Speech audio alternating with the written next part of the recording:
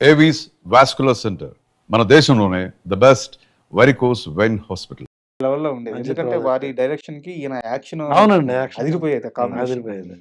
And నేను question అడుగుతాను స్ట్రెయిట్‌గా, అంతే స్ట్రెయిట్‌గా సమాధానం చెప్పండి. రాఘవ లారెన్స్ మీద భగవాను, పుల్లారావు ఇద్దరు ప్రేమతో ఉన్నారా? కోపంగా ఉన్నారా? అప్పుడు చెప్పాలంటే టు బి ఫ్రాంక్ అప్పుడు కోపంగానే ఉన్నామండి. ఆ! అంటే మేము అనుకున్న బడ్జెట్ వేరండి. హ్మ్. సినిమా అయ్యేసరికి చాలా డబుల్ అయిపోయింది అది. అందుకే అడిగింది. అవును. డబుల్ అయిపోయింది. హ్మ్. అది యాక్చువల్‌గా మేము అనుకున్న బడ్జెట్ అగ్రీమెంట్స్ కూడా ఉన్నాయండి అప్పుడు. పక్కా అగ్రీమెంట్స్ కూడా ఉన్నాయి. బడ్జెట్ డబుల్ అయిపోయింది అప్పుడు హ్మ్. యాక్చువల్‌గా. ఇండస్ట్రీలో అంతా ఇంక సినిమా చేయలేరురా బాబు! ఈ సినిమా బయట పెట్టలేరు అనుకున్నారు అందరూ కూడా. హ్మ్. 'Rebel' rebel cinema. ప్రభాస్ గారి హ్మ్. డేట్స్ ఆయన అవును. హీరో అవును. అసలు మామూలు క్రేజ్ కాదు. హ్మ్. హ్మ్. ఆ విషయంలో హీరో గారు బాగా కోఆపరేట్ చేశారండి. సో హీరో గారు బాగా కోఆపరేట్ చేసి ఆ సినిమా రిలీజ్ అవ్వడానికి చాలా హెల్ప్ అయ్యారు మాకు. ఇప్పుడు ఆ సినిమా లారెన్స్ గారితో చేసేటప్పుడు మేము అనుకున్న బడ్జెట్ అంతా కూడా సగం సినిమా అయ్యేటప్పటికే అయిపోయిందండి బడ్జెట్ అంతా సో ఆ సినిమాకి. మరి ఇంకా సగం సినిమా తీయాలి. ఇంకెంత బడ్జెట్ అవుతది హ్మ్. అనేది పెద్ద ప్రశ్న అండి. అసల సరే మరి ఈ లారెన్స్ గారు ఏ విషయంలోనూ అది కావాలి, ఇది కావాలి ఎక్కడా కాంప్రమైజ్ అయ్యేవాడు కాదు. హ్మ్. మరి దీన్ని కంప్లీట్ చెయ్యాలి. అట్లాగా సగం సినిమా అయ్యేటప్పటికి ఈ సినిమా లాసు, పెద్ద లాసు అనేది ప్రొడ్యూసర్స్‌గా మాకు తెలిసిపోయిందండి. సో అయినా సరే దాన్ని ఎక్కడా వదిలిపెట్టకుండా ఫస్ట్ డే ముహూర్తం రోజున ఎంత ఉత్సాహంగా ఉన్నామో, హ్మ్. అదే ఉత్సాహంతో కంప్లీట్ చేసి రిలీజ్ చేసామండి. లారెన్స్ పేరు మేమే చెప్పామండి ప్రభాస్ గారికి. యాక్చువల్‌గా లారెన్స్ గారితో చేయాలని ఒక మంచి కాంబినేషన్ అవుతుంది. మంచి సినిమా అవుతుందని మేమే ప్రపోజల్ చేసాం. మీరే నమ్మారు ముందు. మేమే నమ్మాం. హ్మ్. మేమే ప్రపోజల్ చేసి మేమే తీసుకొచ్చాం. హ్మ్. ప్రభాస్ గారి ఫాదర్ అనేవారు. "అబ్బా! లారెన్స్‌తో మీరు పడలేరయ్యా వద్దయ్యా. హ్మ్. ఏదైనా డైరెక్టర్‌ని ఆలోచించండి" అనేవారు. సో లేదు లేదు మేము ఆయనతోనే చేస్తాం అన్నారు. సరే ఇక మీ ఇష్టం అన్నారు. హ్మ్. ఆ కన్ఫర్మ్ అయినప్పుడు కూడా మాకు పార్టీ ఇచ్చారు. ప్రభాస్ ఫాదర్. "అరే! మీరు అనుకున్న కాంబినేషనే మీరు అనుకున్న డైరెక్టర్‌నే తీసుకొచ్చి చేస్తున్నారు ఆ సినిమా గ్రేట్" అని చెప్పేసి హ్మ్.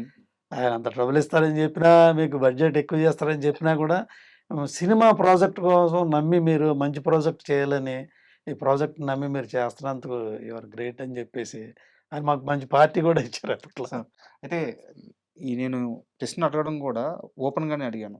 లారెన్స్ గారి మీద కోపంగా ఉన్నారా? కామ్‌గా ఉన్నారా? మనసులో ఎలాంటి ఫీలింగ్ ఉందని జెప్పేసి. సో, ఇది ఓపెన్ సీక్రెట్. మీరు ఇంటర్వ్యూకి వస్తున్నారని చెప్పంగానే నాకు తెలిసిన ఇద్దరు, ముగ్గురు ఇండస్ట్రీ వాళ్ళని రైట్. అడిగినప్పుడు హ్మ్. భగవాన్‌కి గాని, పుల్లారావుకి గాని ఇండస్ట్రీలో ఉన్న అతి పెద్ద బ్యాడ్ ఎక్స్‌పీరియన్స్ లారెన్స్. 'రెబెల్' సినిమాలో లారెన్స్ డైరెక్షనే ఖర్చే. హ్మ్. హాఫ్ ఆఫ్ ది మూవీకి బడ్జెట్ అయిపోయిందని చెప్పి అయిపోయింది. చెప్పారనమాట. సో, అంత ప్లానింగ్ లేకుండా ఎలా జరిగింది మూవీ? అది ఇక డైరెక్టర్ వల్లేనండి. సో, ప్లానింగ్ అనేది డైరెక్టర్ వల్లే. మీకు అర్థమవుతుండేదా సెట్‌లో? అర్థం అయ్యేదండి. సగం సినిమా అయిన తర్వాత ఏం చేయగలమండి? హ్మ్. మనం ప్రొడ్యూసర్స్‌గా మన చేతుల్లో ఏముంటుంది? సగం సినిమా. గొడవ పడితే అక్కడితో ఆగిపోతది. హ్మ్. మంచి సినిమా అవుతది. కంప్లీట్ చెయ్యాలి అన్న ఉద్దేశంతో కంప్లీట్ చేశానన్నమాట. యాక్చువల్‌గా 'రెబెల్' సినిమా మీరు కమిట్ అయ్యారు గదా! ఆ టైంకి 'బాహుబలి' టాక్స్ స్టార్ట్ అయిపోయినాయి. హ్మ్. రాజమౌళి గారిని అడిగి హ్మ్. పర్మిషన్ తీసుకొని వచ్చి మీ దగ్గరికొచ్చి 'రెబెల్' సినిమా చేశారు ప్రభాస్ గారు. చేశారు. అవునండి. మేబీ వారితో మీకున్న అనుబంధం, మీతో వారికున్న అనుబంధం నాకు తెలీదు గానీ, హ్మ్. చాలా బిజీ షెడ్యూల్ మధ్య 'రెబెల్' సినిమా చేశారాయన. హ్మ్. ఫ్యాన్స్ అందరూ గూడా చాలా ఎక్స్‌పెక్టేషన్స్ పెట్టుకున్నారు. హ్మ్. అవును. సో, ఇప్పుడెలా ఉంది ప్రభాస్ గారితో మీ రిలేషన్ గాని? ఏమన్నా ఎప్పుడన్నా కనిపిస్తే మాట్లాడతారా? బావుందండి. బావుందండి. హ్మ్. అట్లాంటిదేమీ లేదండి. ప్రభాస్ గారు దేవుడిలాంటి మనిషండి. సో మంచి హీరో. వారి ప్రభాస్ గారి ఫాదర్‌తో గూడా ఏదో మీరు పార్టీ అన్నారు గదా! హ్మ్. సో, ఎలాంటి పార్టీ ఉండేది వాళ్ళది?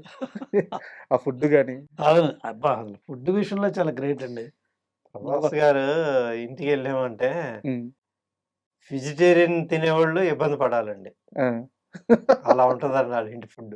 ఓకే. అసలు ముందు మేము మాట్లాడడానికి వెళ్ళామనుకోండి, ముందు ఆ టేబుల్ మీదకి అదొక స్నాక్సో లేకపోతే ఏదో ఒక హ్మ్. రాకపోతే అసలు మాట్లాడరు అప్పటి వరకు. హ్మ్. స్నాక్స్ వచ్చిన తర్వాత, తిన్న తర్వాత, కాఫీ తాగిన తర్వాతే మాటలు ప్రారంభమవుతాయి. ఓకే. అప్పటి వరకు అసలు మాట్లాడరు.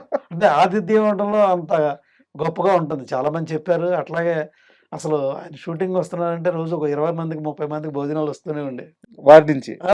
అలాగే కృష్ణరాజు గారు యాక్ట్ చేశారు. సార్. కృష్ణరాజు గారు ఉన్న రోజులు ఇంటి దగ్గర నుంచి ఒక 20 మందికి భోజనాలు వస్తూనే ఉండే.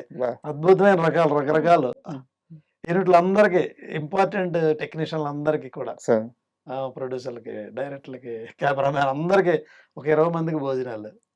అలాగే అంత ఆతిథ్యం ప్రభాస్ గారు కానీ మరి కృష్ణరాజు గారు కానీ వండర్ఫుల్ అండి. ఫుడ్ పెట్టి ఈ మాట అసలు యాక్చువల్గా ఆన్లైన్ సోషల్ మీడియా అంతా ఇదే అంటారు, ఫుడ్ పెట్టి చంపేస్తారు. ఒకసారి మేము ఒక పార్టీ జరుగుతుంది, అరే బిర్యానీ పెట్టారు. అది అరే బిర్యానీ చాలా బాగుందంటే కట్ చేస్తే అలా ఆ పర్సనల్ అసిస్టెంట్ పిలిచారు, అరే 2 ప్యాక్స్ ఇద్దరికి చేసి ఇంటికి పంపించి ఇమీడియట్ గా మా ఇళ్ళకి పంపించేశాడు. బాగుంది అన్నందుకు. అందుకని అంత అట్లాగా అంత గొప్ప వ్యక్తి అండి నిజంగా. Super sir. అండ్ ఈ రోజు ప్రభాస్ గారిని చూస్తుంటే అంటే మీరు కలిసి పనిచేశారు, సో మీకు ఒక అనుబంధం ఉంది, ఒక ట్రావెలింగ్ ఉంది.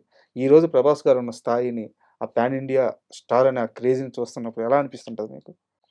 చాలా సంతోషం, చాలా ఆనందంగా ఉంటుందండి హీరో గారితో. యాక్చువల్గా వారు రెబల్ అయిపోయిన తర్వాత ప్రామిస్ చేశారు మాకు, మరలా మీకు తప్పనిసరిగా సినిమా చేస్తానే, చాలా కష్టపడి తీశారు మీరు ఈ సినిమా, మీరు చేస్తారు తప్పనిసరిగా, నేను ఇంకో సినిమా చేస్తాను మీకు అని ఆయన ప్రామిస్ చేశారు. మేము ఆ ప్రామిస్ ఇంకా ఉపయోగించుకోలేకపోయేప్పుడు. అంటే మా సినిమా తర్వాత ఆయన అనూహ్యంగా చాలా పెద్ద స్థాయికి వెళ్ళిపోయారు సార్. కానీ ఇప్పటికీ మేము కలిస్తే చాలా రెస్పెక్ట్ ఇస్తారండి ఆయన, చాలా రెస్పెక్ట్ ఇస్తారు, చాలా ప్రేమగా మాట్లాడతారు. ఆ ఆప్యాయత అయితే ఉందండి ఆయన దగ్గర పోలా. ఇప్పటికీ ప్రతి ఫెస్టివల్ కి మాకు మెసేజ్లు వస్తాయి, గ్రీటింగ్స్ వస్తాయి ఉంటాయి ప్రభాస్ గారి దగ్గర. ప్రభాస్ దగ్గర ఇప్పటికీ వస్తాయండి, ప్రభాస్ గారి దగ్గర నుంచి. అంటే మీరు ఇందాక అన్నారు సినిమా సగంకి బడ్జెట్ అయిపోయింది, అవునండి, ఆపలేము, ఫినిష్ చేయాల్సిందే, మాకు లాస్ వస్తుందని తెలుస్తుంది, అయినా కానీ సినిమా ఫినిష్ చేశాను. ఆ కష్టాన్ని ఆయన గుర్తుపెట్టుకున్నారు. నిజమండి, అది గొప్ప విషయం. ఇప్పుడు ఏ నిర్మాత అయినా ఎందుకు సార్ అంత పాకులాడేది? డబ్బులు సంపాదించాలనుకుంటే 100 బిజినెస్లు ఉన్నాయి, 2% 3% సక్సెస్ రేట్ ఉన్న ఇండస్ట్రీలోకి వచ్చి కోట్ల రూపాయలు ఏ నిర్మాత అయినా ఎందుకు పెట్టేది? ఆ ప్రేమ కోసం, ఆ గౌరవం కోసం. అది ఇచ్చిన హీరో అనిపిస్తున్నారు నాకు ప్రభాస్ గారు. కరెక్ట్ అండి. మేము రెబల్ అయిపోయిన తర్వాత పవన్ కళ్యాణ్ గారి దగ్గరికి వెళ్ళండి సార్, ఇది సినిమా చేయాలనుకుంటున్నాం అంటే మా గురించి ఆయన ఏమన్నారంటే, అబ్బా రెబల్ గురించి నేను చాలా విన్నానయ్యా, మీరు రెబల్ అంత కష్టపడి చేసి ఆ సినిమా రిలీజ్ చేశారు, సో మీరు ఎలాంటి సినిమా అయినా చేయగలుగుతారు, సో మీకు తప్పనిసరిగా నేను సినిమా చేస్తానని ప్రామిస్ చేశారు. ఇదే రెఫరెన్స్ ఇచ్చారు, అంత కష్టపడి చేశారు, ఆ సినిమా గురించి నేను విన్నాను, ఆ సినిమా మీరు డెఫినెట్గా ఆయనతోనే ఆ సినిమా డీల్ చేశారంటే నేను ఖచ్చితంగా మీకు సినిమా చేస్తున్నాను అన్నారు. అదే సార్, పడిన కష్టం ఎక్కడికి పోదు అంటారు చూడండి, అదే గుర్తింపు. అండ్ నాకు మీ విషయంలో అసలు నాకు అర్థమే కాంది గౌతమ్ నంద సినిమా రిజల్ట్ సార్, అద్భుతమైన సినిమా అసలు. గోపీచంద్ గారి విశ్వరూపం అసలు క్లైమాక్స్ లో నెగిటివ్ రోల్ అయితే అసలు మొత్తం థియేటర్ మొత్తం ఒక్కసారిగా ఊగిపోయింది. నేను శ్రీరాములు థియేటర్ లో చూస్తున్నాను సినిమా, ఒక రకమైన సునామీ అనమాట. అలాంటి యాక్టింగ్, సినిమా అంతా చాలా బాగుంటది. బట్ ఎందుకో గౌతమ్ నందాకి రావాల్సినంత కమర్షియల్ రిజల్ట్ రాలేదు. అవునండి, మేము కూడా చాలా ఎక్స్పెక్ట్ చేశాండి, డెఫినెట్ ఇది 100% హిట్ మూవీ అనుకున్నాం. అంటే మేము నమ్మిన స్థాయికి కానీ లేదా మేము ఎక్స్పెక్ట్ చేసిన ఆ రీతికి రాలా. సినిమా బాగుంటుంది, అజయ్ కంటెంట్ గా cinema super movie, super movie. ఈ రోజుకి దాని మీద రిమార్క్ లేదు. డైరెక్టర్ గారు కూడా హీరోకి కథ చెప్పినప్పుడు అండి 2-3 కథలు అనుకున్నాం, ఈ కథ తీసుకెళ్ళిన వెంటనే ఇమీడియట్ గా ఓకే అన్నారండి, ఈ స్క్రిప్ట్ లో నో కరెక్షన్, ఇమీడియట్ గా మీరు ప్రొడక్షన్ ప్లాన్ చేయండి, షూటింగ్ వెళ్ళిపోదాం అన్నారు. అట్లాగా అసలు ఏ కరెక్షన్ చెప్పలేదండి ఆయన. జనరల్ గా ఆయన స్క్రిప్ట్ లో చాలా కరెక్షన్లు చెప్తారంటారు, ఈ స్క్రిప్ట్ లో అసలు ఏ కరెక్షన్ చెప్పలేదు. అంత బాగా నచ్చింది వారికి కానీ మాకు కానీ. అవును, మంచి సినిమా వద్దాం అనుకున్నామండి, అంటే మంచి సినిమానే, ఇప్పటికీ మంచి సినిమానే, కరెక్ట్. కాకపోతే రావాల్సినంత రాలా ఆదరణ.